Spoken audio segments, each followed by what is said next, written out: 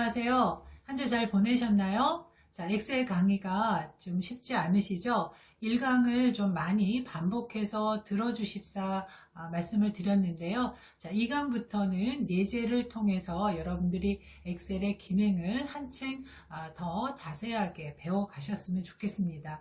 2강에서는 가계부를 만들어 보시면서 엑셀에서 가장 중요한 절대번지와 상대번지 개념에 대해서 알아보도록 하겠습니다. 자, 그럼 강의 시작하도록 하겠습니다.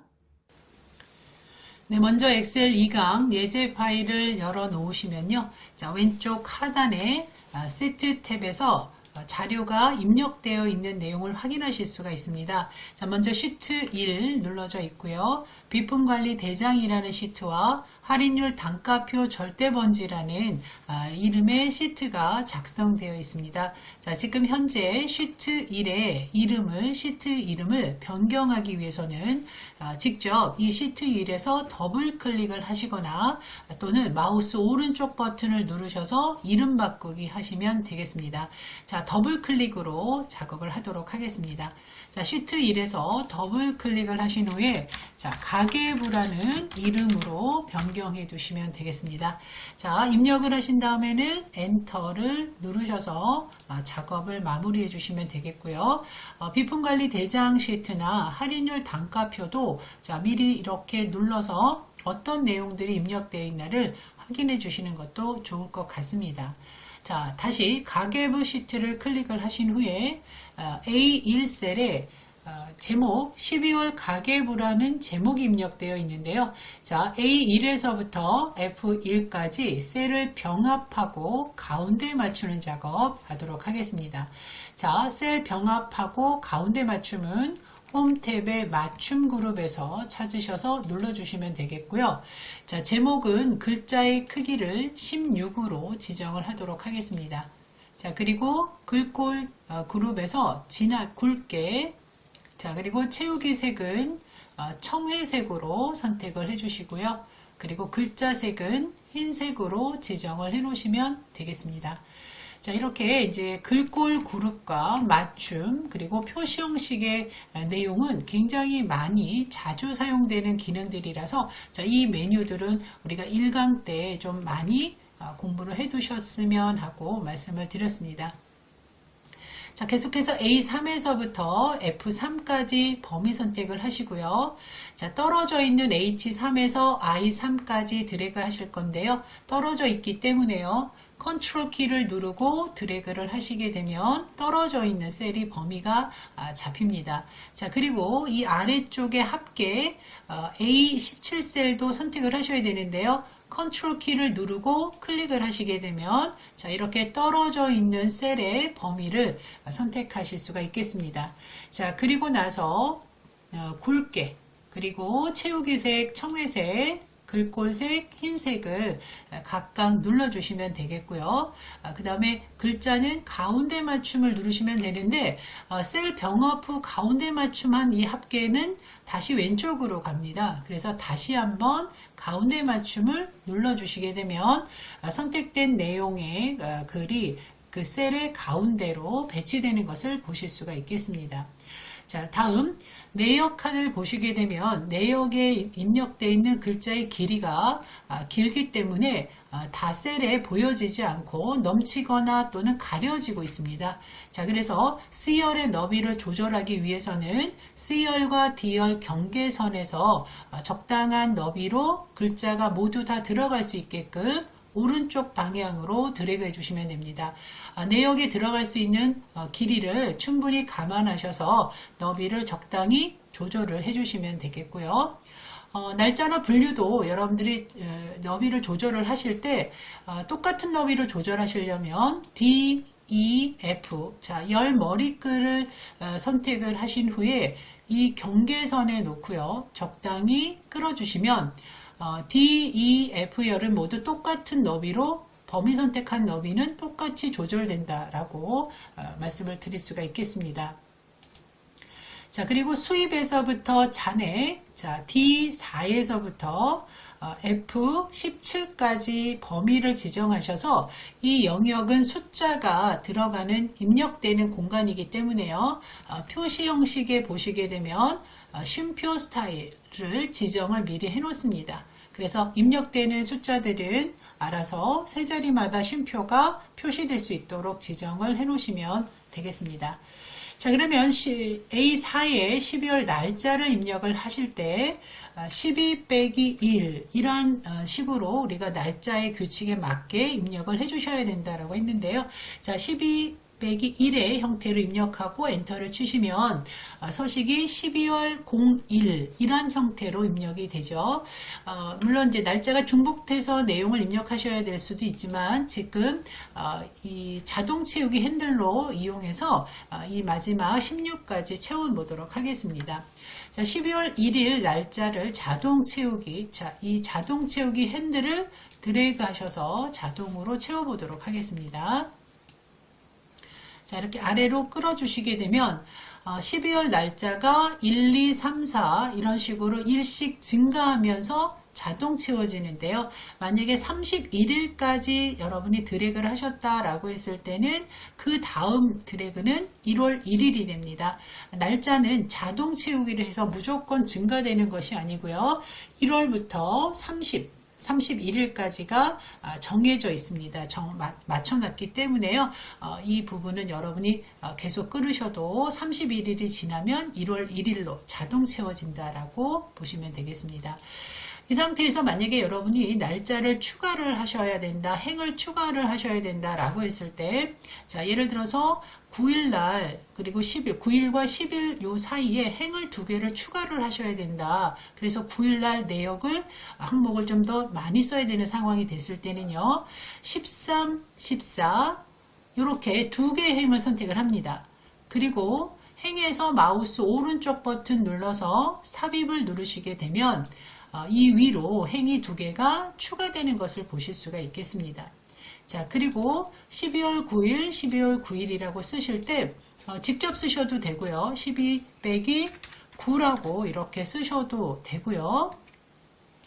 이 12월 9일이라고 쓴 이 자동 채우기에서 키보드의 컨트롤 키를 누르시고 핸들을 끌어주시면 더하기 위에 작은 더하기가 붙을 때는 복사의 의미가 있습니다.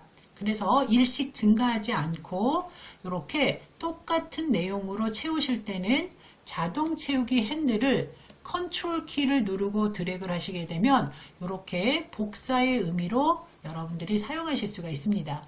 날짜의 경우는 그냥 끄시게 되면 그냥 핸들을 끄시면 무조건 일씩 증가한다라고 말씀을 드렸습니다. 12월 1일에서 핸들로 끌었을 때, 자, 그런데 이 12월 9일을 복사를 하고자 할 경우에는요, 이 작은 핸들에서 컨트롤 키를 누르고 그대로 끌어주시면 끌어주신 만큼 복사의 의미로 채워진다. 이렇게 정리를 하시면 되겠습니다.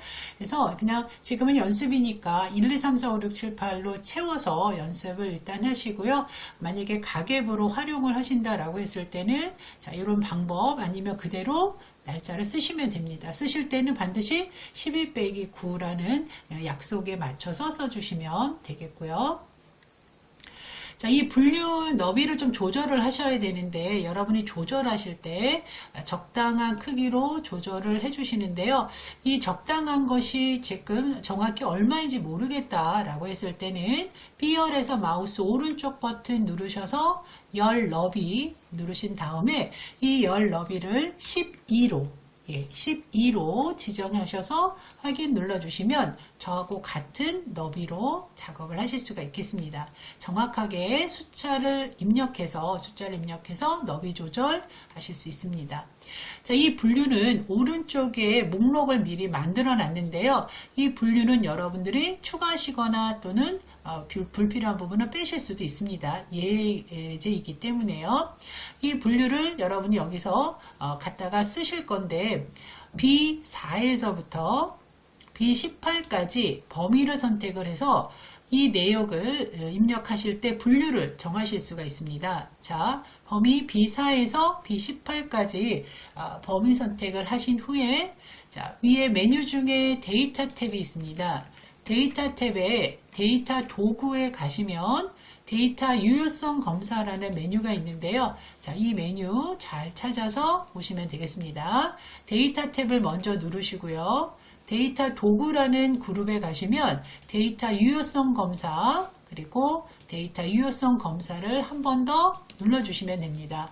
메뉴의 모양을 글자를 찾지 마시고요. 이 아이콘 그림을 찾으셔서 선택을 해주시면 되겠습니다. 자, 데이터 유효성 검사 선택을 해주시고 데이터 유효성 검사 한 번 더 눌러주시면 말 그대로 이 분류칸에 데이터를 입력을 하실 때 이 오른쪽에 미리 정해놓은 이 목록에서만 입력될 수 있도록 제한을 두는 겁니다. 유효한 데이터만 입력을 하겠다라는 의미인데요. 제한 대상을 목록으로 바꿔주셔야 됩니다.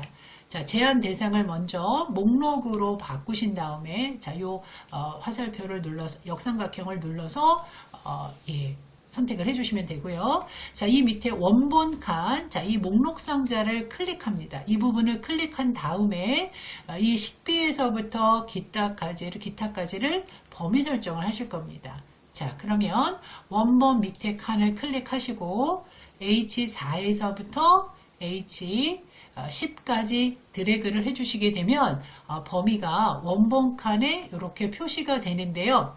자, 이 부분 앞에 열과 행에 달러가 붙는 이 주소를 우리가 절대 주소라고 명명을 합니다. 자, 이 절대 주소와 상대 주소의 개념은 다음에 다음 시트에서 설명을 드릴 거고요. 자, 이렇게 범위가 이런 형태로 표시가 되고 있습니다. 자, 그리고 확인 버튼을 눌러주시게 되면 B4셀의 마우스를 클릭했을 때 B4셀 옆에 이렇게 작은 역삼각형의 드롭 단추가 만들어집니다. 자, 이 부분을 눌러주시게 되면 오른쪽에 분류 항목의 내용들을 보시면서 자, 지금 2월 금액의 내역은 기타 부분에 해당을 하시면 되겠고 친구와 점심이다 라고 하면 식비라는 분류로 선택을 하시면 되겠네요. 자, 이런 식으로 이 내역에 맞게 여러분들이 이 분류를 선택을 하실 수 있도록 자, 하나씩 눌러주시면 되겠습니다. 그러면 나머지 내용도 여러분이 입력을 하실 때 자, 분류해서 선택을 해주시고 자, 그 다음에 내역에다가 내용을 쓰시면 되겠죠. 그래서 자, 이렇게 나머지 내용을 여러분들이 마저 채우신 다음에 수입과 지출 항목을 만들어 놓으시면 더 좋고요.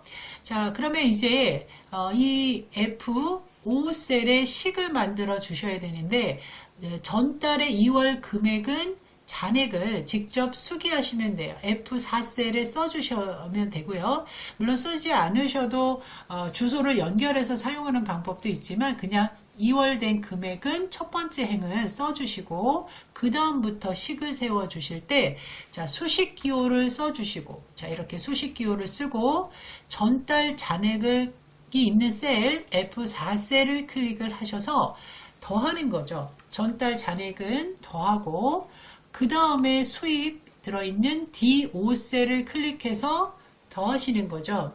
그래서 전달 잔액과 수입을 더하고 만약에 그날 지출이 있으면 지출을 빼주는 거죠. 빼기 자, 5가 되겠습니다. 식을 보시게 되면 직접 셀 주소를 쓰셔도 되지만 위치에 가셔서 클릭해서 셀이 입력되도록 하는데요. F4 더하기 D5가 수입 칸이 비어있다 하더라도 셀 주소를 지정을 해 주셔야 됩니다. 이 칸이 수입이 들어올 수도 있기 때문에요. D5셀을 클릭을 해주고 그 다음에 지출이 없다 하더라도 이 5셀을 클릭을 해주셔야 됩니다. 지출은 빼주셔야 되죠. 그러면 이 계산된 결과를 자동 채우기로 자, 끌어주셨을 때 F4는 F5가 되고 D5는 D6이 되고 E5는 E6이 되는데 각각의 그 주소에 해당되는 숫자들을 요 식에 맞춰서 계산된 결과값을 돌려주게 됩니다. 자, 엔터 쳐볼까요? 그러면 전달 50만원 잔액에 수입은 없고 지출 빼기 47만원이 나온 거죠. 자, 그래서 이 47만원이 들어있는 이 셀의 식을 보시게 되면 F4 더하기 D5 빼기 E5가 되는 겁니다. 그럼 이 식을 또 아래로 끌었을 때는 F5 더하기 D6 빼기 E6의 식으로 바꾸면서 주소가 이렇게 바뀌면서 계산이 이루어지는 거죠. 그러면 지금 12월 7일에 있는 72만원의 결과를 좀 보시면 F9에 있는 42만원에 수입이 있기 때문에 수입을 더하고 지출은 없기 때문에 0이죠. 그래서 72만원 결과를 여러분들이 잔액으로 표시가 되는 것을 확인하실 수 있습니다. 계속해서 이제 12월 9일 입력을 하시고 입력하신 다음에 이 식을 그냥 자동 채우기로 여러분들이 나머지를 채워 나가시면 되겠습니다.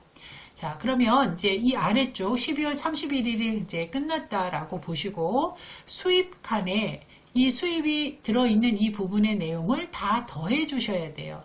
그리고 지출도 마찬가지겠죠. 그러면 이때 우리는 자동 함수, 자동 합계를 이용하시면 되는데요. 홈 탭을 누르셔서, 자, 홈 탭을 누르신 다음에 오른쪽에 자동 합계 누르시면 합계라고 있습니다. 자동 합계를 눌러주시면 D10에서부터 D18까지라고 범위가 자동으로 잡히죠. 근데 이 범위가 잘못됐습니다. 그러면 그대로 D4에서부터 D18까지 여러분이 원하는 범위를 다시 조정하시면 됩니다. 드래그해서 D4에서 D18까지를 드래그해서 자동으로 더해주시면 됩니다. 자, 엔터. 그러면 이 식을 오른쪽으로 여러분들이 채우실 때는 D4는 24, D18은 28로 이렇게 주소가 바뀐다라는 걸 생각을 하실 수 있겠습니다. 그걸 상대 주소라고 합니다. 자, 그러면 D19 셀에 있는 요 식을 자, 자동 채우기를 눌러서 오른쪽으로 끌어주시면 지출을 모두 다 더해주죠. 예, 24에서 28까지. 자, 요 지출 항목을 알아서 더해주는데 24에서 28까지의 숫자가 모두 더해지는 결과값이 되겠습니다. 네, 내역을 조금 더 추가를 해 보았는데요. 12월 9일 내역에 맞게 지금 합계가 자동으로 계산된 것을 확인하실 수가 있고요. 12월 8일에 잔액의 식을 자동 채우기를 해서 계산을 마무리하도록 합니다.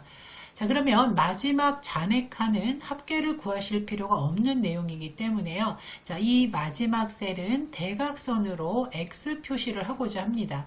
자, 그러면 글꼴 그룹의 테두리 옆에 드롭 단추를 눌러주시게 되면 맨 아래쪽에 다른 테두리를 누르시고 혹은 다른 테두리가 아니라 기타 테두리라고 표시되는 분들 있을 겁니다. 자, 똑같은 메뉴니까요. 다른 테두리, 기타 테두리를 눌러보시게 되면 자, 이렇게 셀 서식이 나오고요. 테두리가 눌러진 채로 창이 열립니다. 자, 그러면 대각선을 그리실 때는 자, 이 아래쪽에 우상향, 우하향 이 대각선을 각각 눌러주시면 셀에 이렇게 X 모양의 테두리가 그려집니다. 취소하실 때는 다시 한번 누르시면 취소가 되고요. 그래서 X 표시로 우리가 마무리하도록 하겠습니다. 자, 이렇게 두 개를 선택을 하시고 확인 눌러주시면 되겠습니다. 자, 왼쪽 하단에 비품관리 대장 시트를 선택을 합니다. 자, 그러면 앞에서 우리가 배우셨던 더하고 빼고, 자, 그 더하고 빼고 하는 그 기호를 우리가 연산자라고 하는데요. 엑셀에서 계산되어질 때 중요한 연산자가 3개가 있는데 사칙 연산자와 덧셈, 뺄셈, 곱셈, 나눗셈에 해당되는 이 연산자 기호는 규칙이고 약속이기 때문에 이 기호를 사용하셔야 됩니다. 자, 비교 연산자도 사용하시게 되는데요. 자, 이 키보드에서 이 꺽쇠가 바로 초과, 90초과, 90 미만, 그 다음 크거나 같다라고 표현합니다. 자, 크거나 같다 표시는 반드시 크거나를 먼저 쓰셔야 됩니다. 같거나를 기호를 먼저 쓰시면 오류가 생겨요. 그래서 크거나 같다 90일 경우에는 90 이상, 또 90 이하, 또 마지막에 이 기호는 낫의 의미입니다. 아니다, 같지 않다 라는 의미이기 때문에요. 90이 아닌 숫자는 89도 되고 91도 되겠죠. 그래서 90이 아닌. 그래서 이 아니다 기호는 이런 문자값하고도 같이 연결이 돼서 서울이 아닌 데이터를 찾을 때 우리가 이런 비교 연산자를 사용하게 됩니다. 또한 문자 결합 연산자가 있는데요. 키보드에 이 앰퍼센드 기호를 찾아서 사용을 하실 수가 있는데, 예를 들어서 문자값 0등포와 문자값 50 플러스를 연결하고자 할 때, 자, 이렇게 연산자를 사용하시면 결과는 0등포 50 플러스라는 결과로 표시가 됩니다. 자, 그래서 엑셀에서 다뤄지는 계산에 참여되는 연산자 세 가지, 사칙 연산, 비교 연산, 문자 결합 연산자를 알고 계시면 도움이 되시겠습니다. 자, 그러면 이제 이 자료 중에 우리가 금액, 즉 이 5셀에 식을 세울 때 수량과 단가를 곱하셔야 됩니다. 그러면 수식 기호를 먼저 입력을 하고요. 자, 그리고 수량이 있는 C5셀을 클릭을 합니다. 곱하시라고 했습니다. 그러면 키보드에서 자, 요 기호 곱하기를 눌러주시고 D5셀에 단가가 있는 셀 주소 D5셀을 클릭을 하시게 되면 끝이 나는데요. 이 식을 엔터를 치시면 다음 셀로 이동이 되니까 다시 E5셀을 클릭을 하신 다음에 자, 이렇게 식이 이제 완성이 됐을 때 자, 자동 채우기 핸들을 아래로 끌어주시면 되겠고요. 할인액은 이 금액의 5%를 우리가 적용할 건데요. 자, 핸들로 먼저 끌어 놓겠습니다. 자, 그러면 할인액 F5셀의 마우스를 클릭하시고 계산을 하겠습니다. 그러면 금액이 계산된 이 5셀에 곱하기 5%는 직접 이렇게 써주시면 돼요. 5% 또는 0.05라고 써주시면 되겠습니다. 자, 그리고 계산을 하신 다음에 다시 F5셀에 마우스를 놓고 핸들로 끌어주시면 됩니다. 자, 이렇게 식을 하나씩 세워 나가셔요. 자, 그 다음 최종 결정액 G5셀의 마우스를 클릭하고 다시 계산식을 위한 수식 기호를 누르신 다음에 자, 금액에서 할인액을 뺀 금액이 최종 결정액으로 그렇게 식을 만들겠습니다. 자, 그러면 이 5셀 클릭하시고 빼기 할인액 F5셀을 클릭을 하시게 되면 자, 이 금액에서 할인 금액을 뺀 최종 금액이 나오게 됩니다. 그러면 G5셀을 클릭하시고 자, 이렇게 핸들로 끌어서 채워주시면 되겠고요. 자, 지금 저는 이 단가에서부터 이 G10까지 이 숫자들을 미리 범위 지정해서 쉼표 스타일을 미리 눌러 놓은 상태입니다. 그래서 특별히 쉼표를 누르지 않아도 알아서 자동으로 쉼표가 적용됩니다. 자, 그리고 A11셀에서부터 D11까지를 범위 선택을 하셔서 셀을 병합을 하시도록 합니다. 자, 이렇게 해서 만들어 나가시는 거예요. 자, 그 다음에 금액 합계를 계산하셔서 자, 옆으로 핸들 채우도록 하겠습니다. 자, 그러면 이 11셀에 마우스를 놓고요. 자동 합계 누르시면 자, 범위만 확인하시면 됩니다.